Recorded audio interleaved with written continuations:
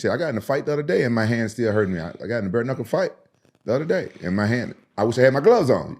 But people don't understand that. I was fighting a lot back then, so I'm like, I'm protecting my money makers. People don't understand why I be doing something. I know I look stupid, but I said I'm gonna fight. I don't care. That's still good marketing, though. You've always been good at that. Yeah, that's smart. You know, you stick out in some way to get people to remember you think of it. And you're right, though. It's funny. That's why when people sit there and talk about a bare knuckle, they're like, someone just talked to me about doing a bare knuckle. I was like, was it real bare knuckle? They're like, well, no, yeah, no gloves. I'm like, no.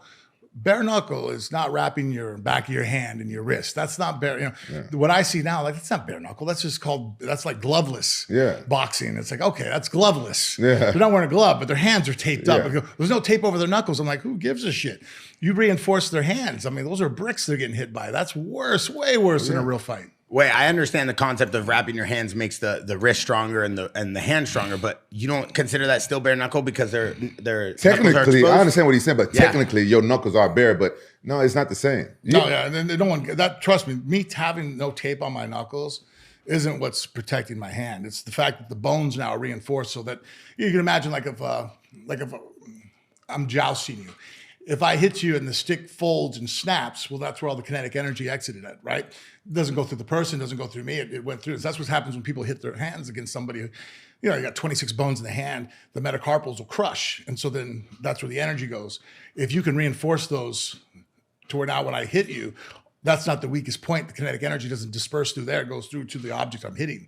So now that's way worse. That's why sometimes it's funny. People think they make things safer. I'm like, no, I actually made it more dangerous because it's like, I tell people American football has way more concussions than rugby does.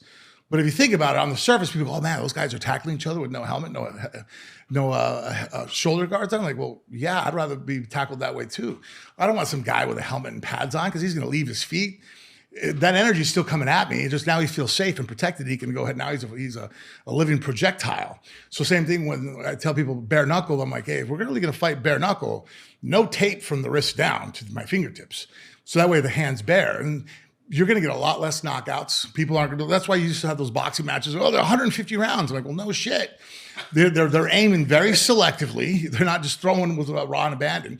You know, a lot of body shots, a lot of really pinpoint accuracy, and you can't put everything behind it because you hit someone on the top of the head with your bare hand, and if it doesn't reinforce the back with in the wrist, your hand's exploded. Yeah, Frank, you're a full-blown scientist. You didn't know that? Look at his face. He learned something. You're a fool. That's I've been trying to get someone to explain to me the kinetic energy part for a long time because we have Coach Perillo in here, the great MMA coach, and he was telling me the same thing. And I was telling Coach Perillo, no, Coach, it don't work like that. You get hit in the face, it's gonna hurt one way or another. He goes, yes, but the energy, I never saw it broken down. So, bro, that was like poetic. Oh, thank you, man. He's a scientist.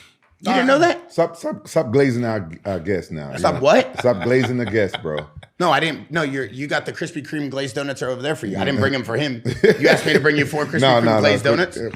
No? Stop the cap. No glazed donuts? Stop glazing our guests. You can give them a compliment, but it's kind of like compliment. No. But it's kind of like you're trying to say us MMA fighters are not smart. No, but that was broken down. Bro, we have a lot of intelligent MMA fighters, and Frank is one of the. If I didn't think he was intelligent, I wouldn't want him here. But that was the most simplistic way I've ever heard someone break down the wrapping of the wrist. But it was kind of like, honestly, I saw it was kind of like a slap. It was kind of like a slap. It was like a backhanded. Yeah, backhanded compliment. Yeah, because he's very intelligent. No, I'm saying the way he put it together.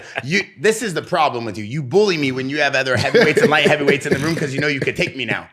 That's the problem. Have you ever been in a fight before? I've been wanting to ask you that because have you ever been in a fight before which is just a fight on the street growing up? Thank you. Have you ever hurt your hand like growing up fighting like on the street? I punched a door one time, but the door broke my hand. That's not a fight.